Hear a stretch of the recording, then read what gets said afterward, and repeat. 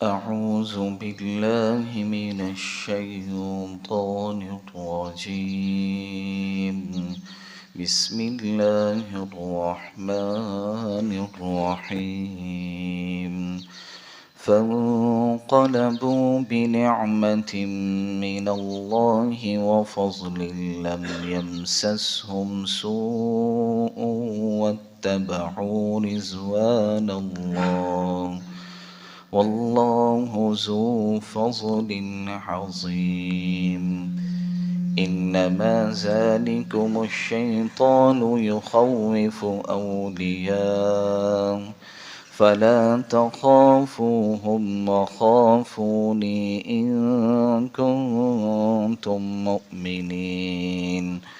ولا يحزنك الذين يسارعون في الكفر إنهم لن يضروا الله شيئا يريد الله ألا يجعل لهم حظا في الآخرة وَلَهُمْ عَذَابٌ عَظِيمٌ.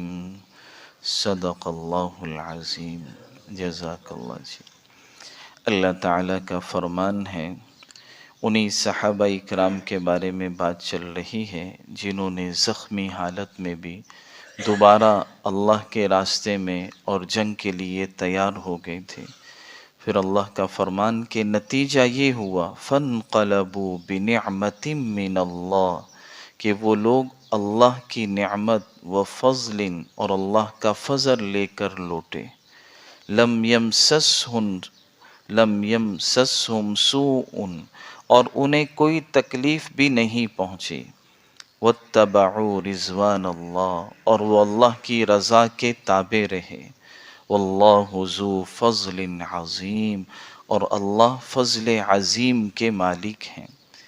آگے فرمایا انما ذالکم الشیطان کہ یہ تو شیطان ہے، یخوف اولیاء جو اپنے ساتھیوں سے دوستوں سے ڈراتا ہے. فلا تخافوہم اللہ نے فرمایا اے ایمان والو کبھی بھی تم ان کا خوف نہ رکھو.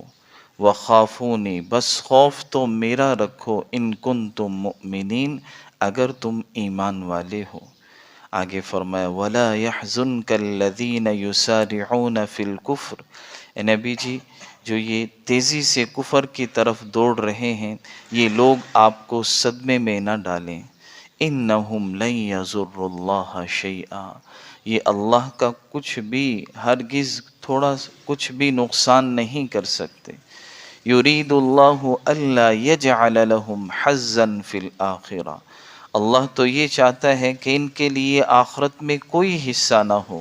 وَلَهُمْ عَذَابٌ عَظِيمٌ اور جو یہ ایمان نہیں لائیں گے کفر پر ہی رہیں گے تو ان کے لیے آخرت میں بڑا عذاب ہے. پچھلی آیات کے اندر اللہ تعالیٰ نے ایمان والوں کا صحابہ کرام کا تذکرہ فرمایا تھا، ان صحابہ کرام کا جو غزوہ احد کے اندر شریک تھے. اور غزوہ احد کے اندر جیسے میں نے عرض کیا تھا مسلمانوں کو کچھ غلطی کی وجہ سے شکست ہو گئی تھی، نقصان اٹھانا پڑا تھا، 70 صحابہ کرام شہید ہو گئے تھے. تو اس موقع پر مسلمانوں کو ظاہر ہے بہت تکلیف پہنچی اور بہت سارے صحابہ زخمی بھی تھے. لیکن اللہ کی شان ابو سفیان جب واپس لوٹا مدینہ سے تو دوبارہ اس کے ذہن میں یہ خیال آیا کہ مسلمان اس موقع پر بڑے پریشان ہیں، زخمی بھی ہیں اور ان کے بہت سارے ساتھی شہید بھی ہو گئے. اب یہ پریشان ہیں کس طرح دوبارہ ان پر حملہ کر کے ہم تھوڑا سا محنت کر کے ان مسلمانوں کو بالکل ختم ہی کر دیں. تو اس نے واپسی کا ارادہ کیا کہ دوبارہ مدینہ پر حملہ کرتے ہیں. اللہ کے نبی صلی اللہ علیہ وسلم کو یہ خبر پہنچی کہ اس نے دوبارہ آنے کا ارادہ کیا. اللہ کے نبی نے بھی ادھر صحابہ میں اعلان فرمایا کہ وہی صحابہ جو پہلے غزوہ احد میں ہمارے ساتھ شریک تھے وہ دوبارہ اللہ کے راستے میں جہاد کے لیے تیار ہو جائے اور کوئی نہ جائے. اور اللہ کی شان حالت ایسی تھی ظاہر ہے اتنے صحابہ شہید ہو چکے تھے، تھکے ہوئے بھی تھے، پریشانی میں بھی تھے، زخمی بھی تھے، بعض صحابہ کی یہ حالت تھی، علماء نے لکھا ہے کہ وہ اپنے سہارے سے خود چل بھی نہیں پا رہے تھے، زخمی حالت میں دوسروں کے سہارے سے کندھوں پہ ہاتھ رکھے ان کو جو ہے چلایا جا رہا تھا۔ لیکن جب بھی انہوں نے یہ خبر سنی کہ دوبارہ کفر والے ہم پر حملے کے لیے تیار ہیں اور اللہ کا حکم ہے تم دوبارہ جہاد کے لیے نکلو، تو سب بڑے ہی خوش دلی کے ساتھ اللہ اور اس کے رسول کے حکم کے لیے تیار ہو گئے، حالانکہ زخمی حالت میں بھی تھے۔ تو اللہ نے ان کی تعریف فرمائی، فرمایا الذین استجابوا للہ والرسول من بعد ما اصابہم القرح، کہ وہ لوگ جنہوں نے اللہ اور اس کی رسول کی پکار کا فرما برداری سے جواب اس حالت میں دیا کہ جب وہ زخمی تھے۔ فرمایا للذین احسنوا منہم واتقوا اجر عظیم، ایسے نیک اور متقی لوگوں کے لیے اللہ کے پاس بڑا زبردست اجر ہے۔ آگے اللہ نے فرمایا الذین قال لهم الناس ان الناس قد جمعوا لکم، کہ جب ان سے کہنے والوں نے یہ کہا کہ کفر والے تمہارے مقابلے میں دوبارہ جمع ہو گئے ہیں، تم پر حملہ کرنے والے ہیں، فخشوہم، تم ان سے ڈرو، تو فرمایا اس خبر نے ان کو پریشان نہیں کیا، فزادہم ایمانا، بلکہ اس خبر سے ان کے ایمان میں اور اضافہ ہو گیا۔ اور عجیب بات، ان کی زبانوں پر یہ خوبصورت جملہ آیا، کہنے لگے حسبنا اللہ، کہ ہمارے لیے اللہ کافی ہے، ونعم الوکیل، اور وہ بہترین کارساز ہے۔ یہ حسبنا اللہ ونعم الوکیل، یہ جو جملہ ہے یہ ایک جامع قرآنی دعا اور نبیوں کا وظیفہ ہے، جو مشکل، خوف اور پریشانی کے وقت اللہ پر توکل و بھروسہ سکھاتا ہے۔ یہ کلمات ایمان کی مضبوطی، مشکلات میں سکون، دشمنوں پر فتح اور بگڑے کاموں کی اصلاح کا ذریعہ ہے۔ حدیث میں آتا ہے نبی بھی اس جملے کو پڑھا کرتے تھے، حین القی فی النار کان ابراہیم، حضرت ابراہیم علیہ السلام کو جب آگ میں ڈالنے لگے وہ نمرود اور اس کی فوج والے، وہ اکیلے تھے اور بہت سخت انہوں نے آگ جلائی جو کئی میلوں پر پھیلی ہوئی تھی اور بہت تیز آگ تھی۔ تو اس موقع پر فرشتے بھی آئے ان کی مدد کے لیے، لیکن انہوں نے سب کا انکار کیا، اور یہ بس ان کی زبان پر جملہ تھا حسبنا اللہ ونعم الوکیل، کہ ہمارے لیے اللہ کافی ہے، وہ بہترین کارساز ہے۔ اللہ نے اس جملے کی برکت سے ان کے لیے اس سخت آگ کو گل و گلزار بنا دیا۔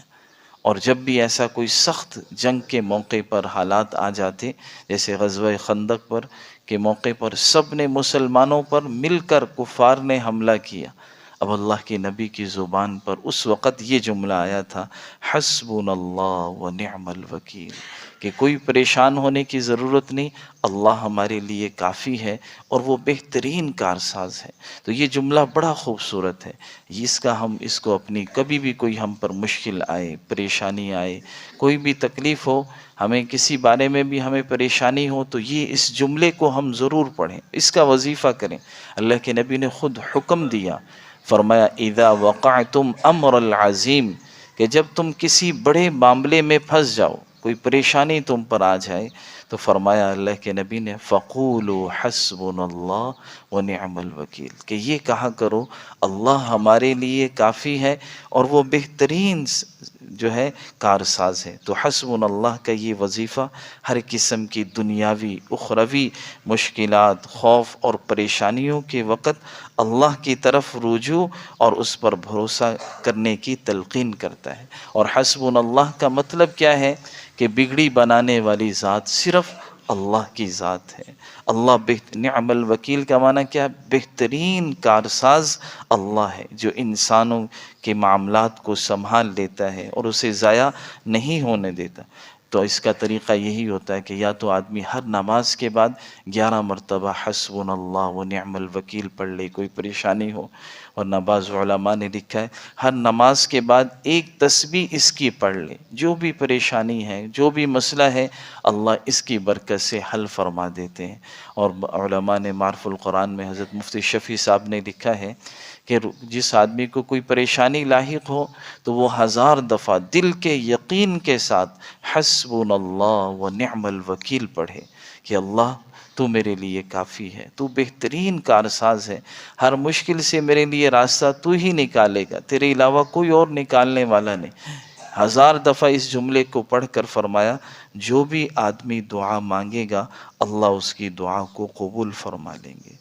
تو اس لیے ہم اس وظیفے کو اپنا معمول بنائیں، جب بھی کوئی پریشانی مشکل آئے تو ہم حسبنا اللہ و نعم الوکیل جو ہے پڑھا کریں۔ تو خلاصہ یہی ہے کہ یہ وظیفہ صرف الفاظ نہیں بلکہ اللہ پر کامل جو ہے یقین کی طرف ہمیں توجہ دلاتے ہیں، اور یہ دلوں کو سکون دیتا ہے، اور انسان کو خود کے حوالے کرنے کے بجائے ہم اللہ کے سپرد کر دیں کہ یا اللہ تو ہی یہ کرے گا، تو ہی بہترین کارساز ہے۔